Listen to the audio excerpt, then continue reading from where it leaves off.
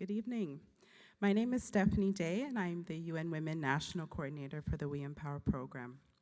The We Empower program promotes economic empowerment of women through work, through responsible business conduct in G7 countries, and our program is funded by the European Union and implemented by UN Women and the International Labour Organization.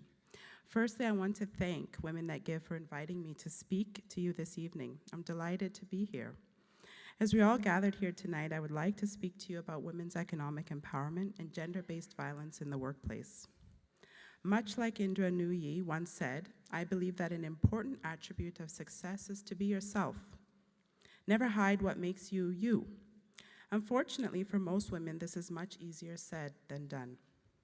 Creating a work environment that is free from harassment and provides equal opportunities for learning, growth, development, and leadership opportunities is integral to the empowerment of women in the workplace.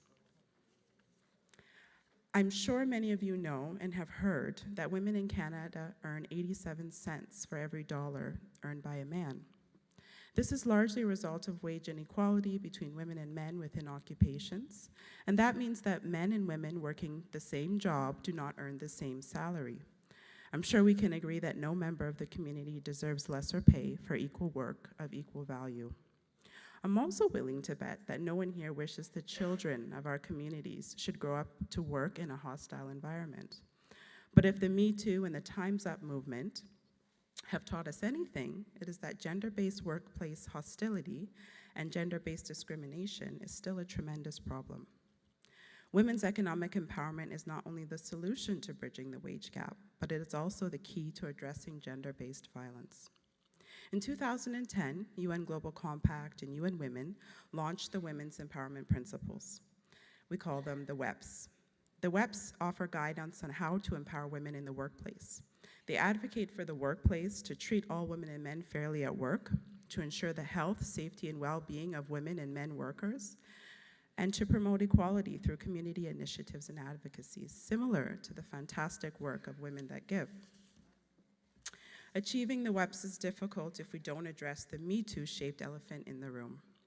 According to research by Statistics Canada, 4% of women and less than 1% of men were likely to report sexual harassment in the workplace. One key to finding the solution is understanding that a hostility-free workplace is inherently linked to empowerment. An empowered woman speaks up and ensures she's heard. She believes in her power and in her strength. The workplace must embrace this power and create an environment which allows women to speak and also thrive. Know that you have the power to bring about change. Speak up to your employer. I'm asking everybody in this room to consider if their workplace is living by the Women's Empowerment Principles. As I conclude, I invite everyone in the room to join the We Empower community on empowerwomen.org and join the conversation. And let's continue to encourage workplaces that empower women for ourselves, our communities, and for our future. Thank you so much.